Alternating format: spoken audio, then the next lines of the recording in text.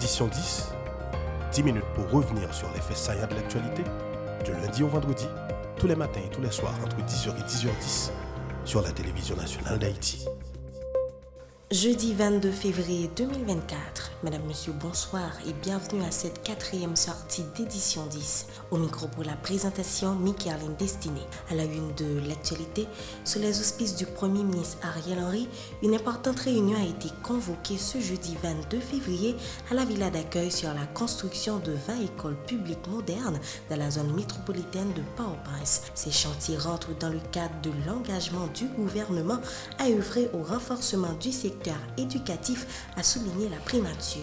Le chancelier Jean-Victor Génius, accompagné du directeur de cabinet du Premier ministre Ariel Henry, Samuel Henry Saturné, a pris part jeudi après-midi à une réunion spéciale sur Haïti à Rio de Janeiro au Brésil, en marge de la rencontre des ministres des Affaires étrangères du G20, a confirmé le ministre des Affaires étrangères et des cultes, une initiative qui a été prise sur la demande expresse du gouvernement américain. La réunion a été présidée par le secrétaire d'État Anthony Blinken et co-présidée par la sous-secrétaire aux relations extérieures du Brésil, Gisela Maria Padovan. Les responsables se sont félicités de cette rencontre, indiquant que tous les intervenants ont reconnu l'urgence du déploiement de la MMAS en raison de la dégradation de la situation sécuritaire en Haïti. Ils ont convenu de l'envoi d'une force robuste et dissuasive capable de combattre efficacement les gangs. Ils ont aussi confirmé un engagement fort envers Haïti et précisé concrètement en quoi consisteront leurs participations qui seront, pour l'essentiel, en personnes, équipements, formation et contributions financières, a salué le ministre des Affaires étrangères dans un communiqué. Toujours dans l'actualité, l'Office de la protection du citoyen OPC, de concert avec le rectorat de l'Université d'État UEH et l'Académie du créole haïtien ACA, a organisé ce jeudi 22 février à Bourdon un atelier de réflexion sur la problématique relative à l'utilisation du créole dans la distribution de la justice dans le pays. Une activité qui entre en ligne droite à la commémoration de la Journée internationale de la langue maternelle le 21 février. Suivez. OPC a salué tout l'autre partenaire qui travaille avec le rectorat pour permettre créole la rentrer normalement dans toute question de la justice et dans l'intérêt justiciable, dans l'intérêt population, pour que finalement nous ayons justice avec une balance qui est bien équilibrée, côté que c'est monde qui en tort véritablement, qui condamné véritablement, qui peut trouver dans la prison, et monde qui innocenté par la justice, eh bien il a libéré sans qu'il n'y ait pas besoin d'un gros avocat qui va parler gros français. C'est une plus grosse violation de droit moun qu'a plaité dans le pays noir. Droit un citoyen gagné pour juger dans la langue li parler. Qui m'a connaît avec devoir l'État pour le faire qu'on le connaît pour la justice rive joindre tout citoyen. Comité a pour continuer le travail sans prendre souffle, pour arriver à atteindre l'objectif qui c'est faire respecter droit linguistique peuple haïtien en général dans le domaine de la justice en particulier. Pas de respect droit monde sans respect droit linguistique. Nous devons continuer le travail pour langue créole haïtien entrer fond dans le système de la justice pays nous. De quoi pour monde dans la population joindre justice dans la langue li parler, dans la langue li comprendre tout bon. L'ex-directeur général AI de la police nationale, Léon Charles, a remis sa démission comme représentant permanent d'Haïti auprès de l'Organisation des États américains OEA. Par cette décision, il dit vouloir combattre par toutes les voies légales les accusations portées à son encontre dans le cadre du dossier relatif à l'assassinat du président Jovenel Moïse. Dans une correspondance adressée le 21 février au chancelier chancelier Jean-Victor Genius, il a indiqué avoir été mis en cause de manière absolument injuste et calomnieuse par l'ordonnance du juge chargé de l'instruction de l'assassinat de l'ancien chef d'État.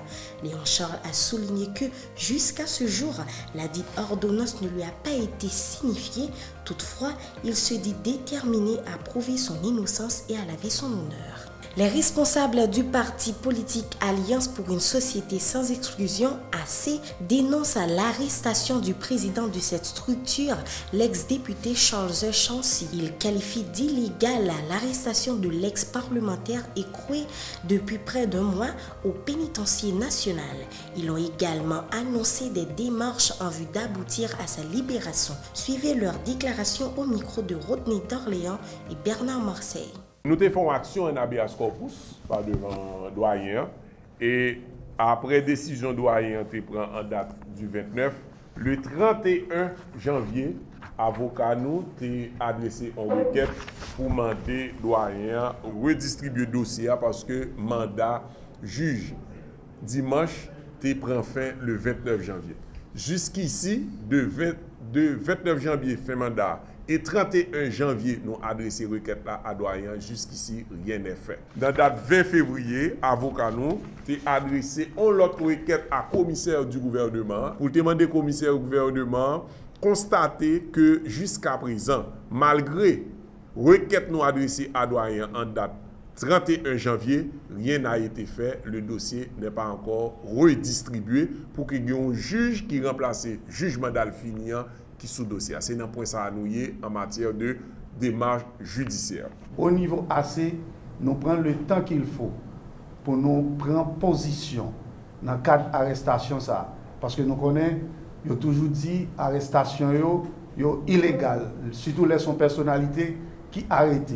Nous-mêmes, nous ne pouvons jamais courir prendre la presse alors pour nous dire arrestation est ni illégale ni politique. Mais là, nous venons comprendre, nous prenons le temps pour nous comprendre, nous avons preuve que l'arrestation est illégale et nous sommes capables de dire aussi politique.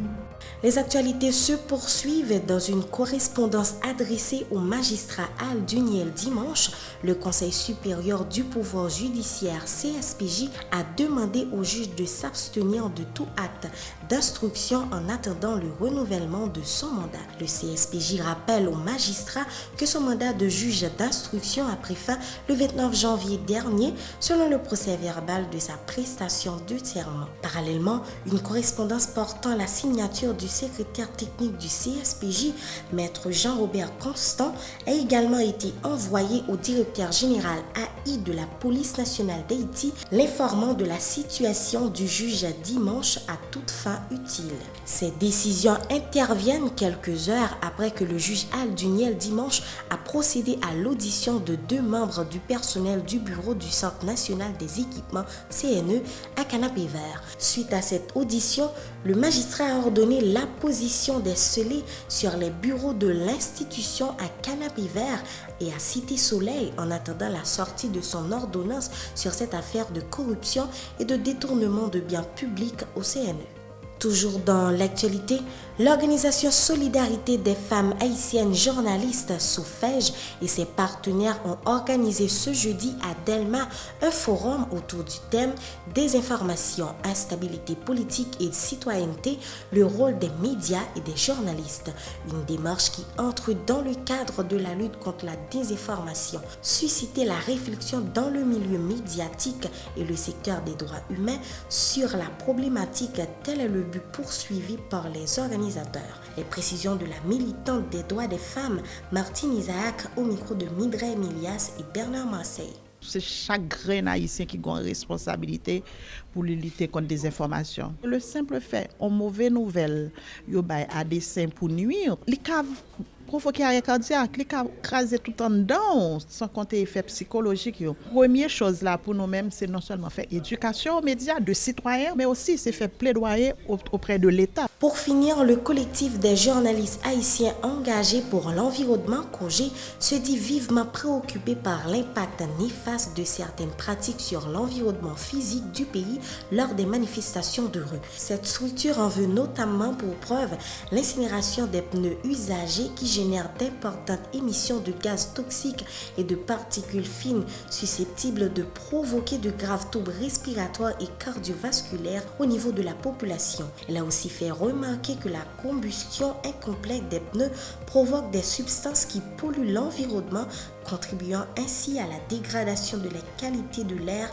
et la contamination des sols. Le COJE souligne aussi que l'abattage d'arbres pour ériger des barricades constitue une grande menace pour l'environnement, mettant l'accent sur l'absorption du carbone par l'espèce végétale qui purifie l'air et assure la régulation du climat. Le collectif appelle à la responsabilité de tous les citoyens en vue de l'utilisation de moyens respectueux de l'environnement, dont les barricades symboliques pour faire passer leurs revendications.